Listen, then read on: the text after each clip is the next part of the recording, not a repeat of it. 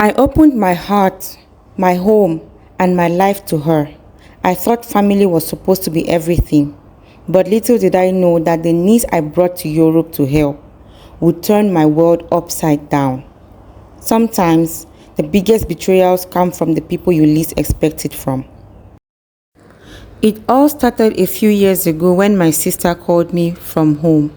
She sounded desperate. She asked me if I could help her bring her daughter Sarah to live with me in Europe. Sarah was a smart young woman full of dreams, but life back home was tough and she needed a fresh start. I didn't hesitate. After all, she was family. I had always believed in helping my own, especially when they needed a way out. I talked to my husband about it, and we both agreed we should help Sarah. We didn't have kids of our own, and the thought of giving Sarah a better life filled me with a sense of purpose. To me, my sister's child was as good as mine, so I was excited to accept her into my home.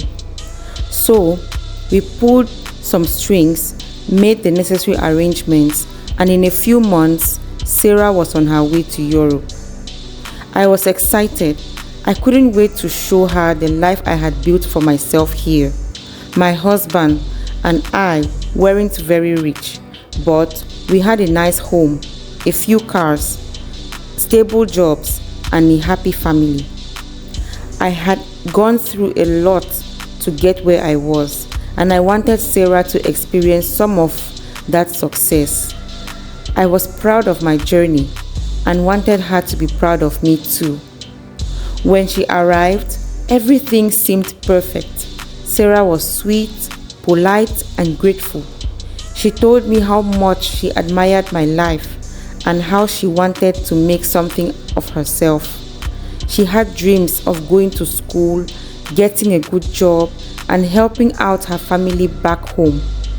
Hearing her say those things to me made me feel like I had made the right decision. In the beginning, she was the perfect house guest. She helped around the house, always had a smile on her face, and made an effort to get along with my husband. They seemed to get along very well, and I was happy. I thought, this is going to work out just fine. But soon, things started to take a new turn. It began with little things. Sarah started acting distant, staying in her room for long hours, spending all her time on her phone. I didn't think much of it at first.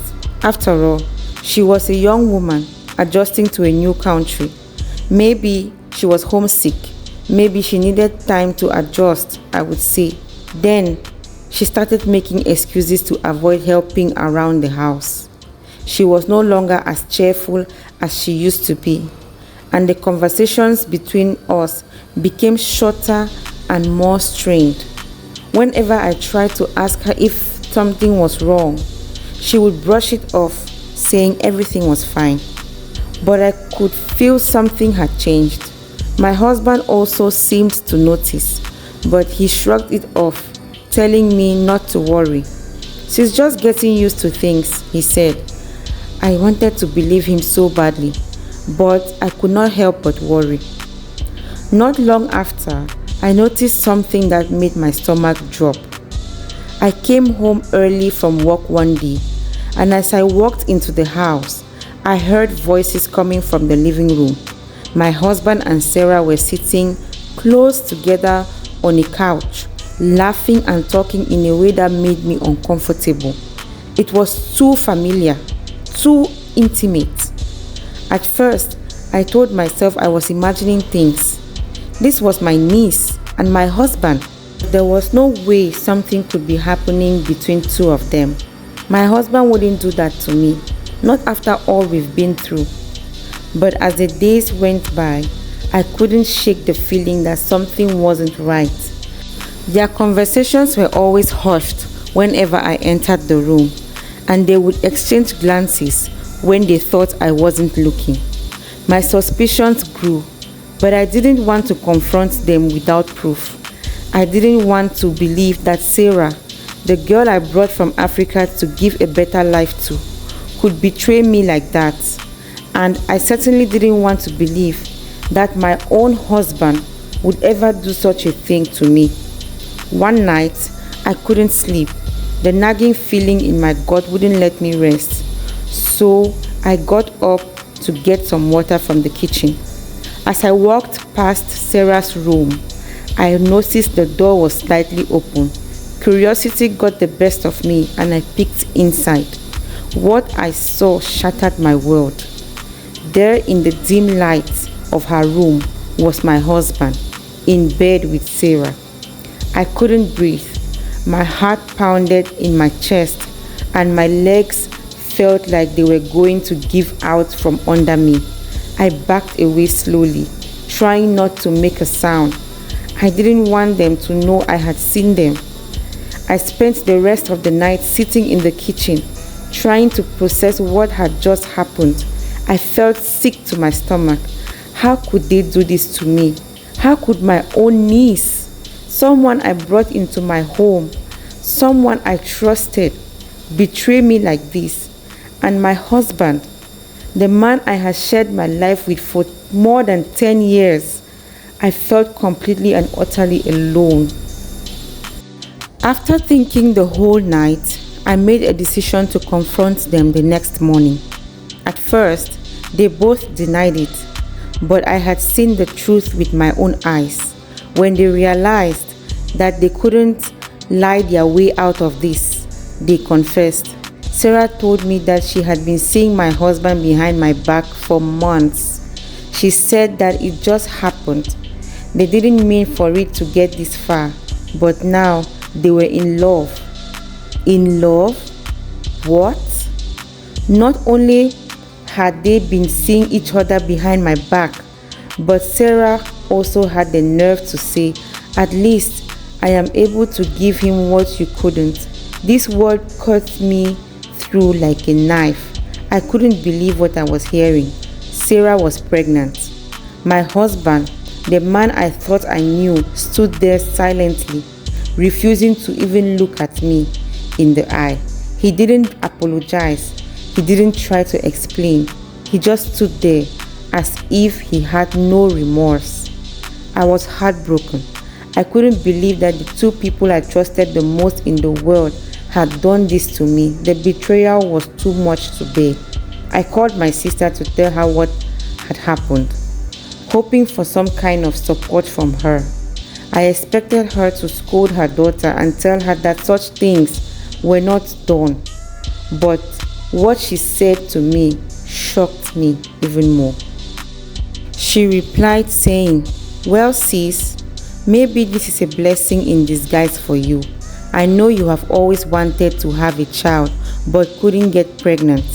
At least Sarah has helped you by giving your husband a child and keeping him in the family. I think you should be grateful for that." Grateful? I asked my sister. What are you talking about? So, Sarah sleeping with my husband is now a favor? Oh my God, I replied. I felt like my chest would burst open.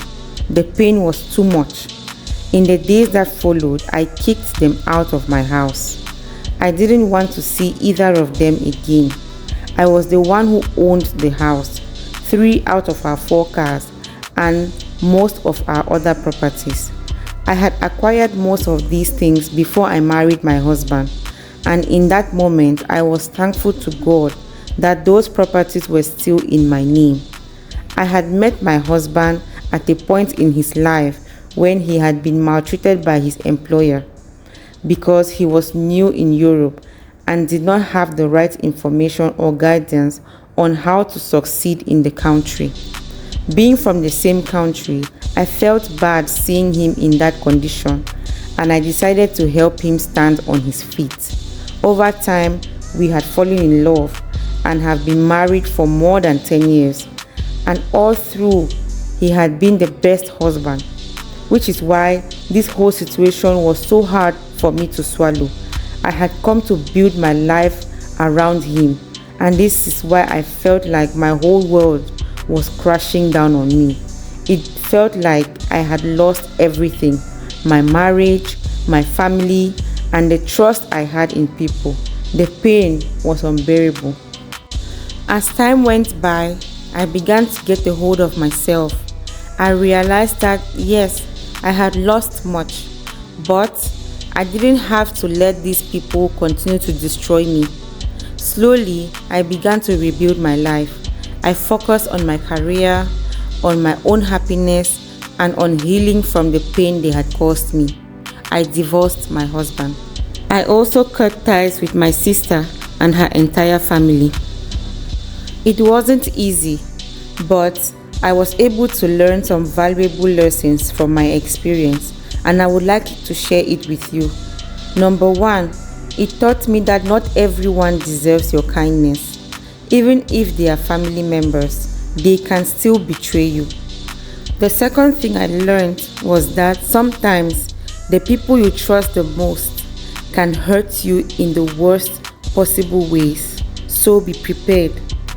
And most of all, it taught me that I am stronger than I ever realized. So if you're going through such a thing, please know that you can survive it too. And this is not the end. Try to seek help and counseling.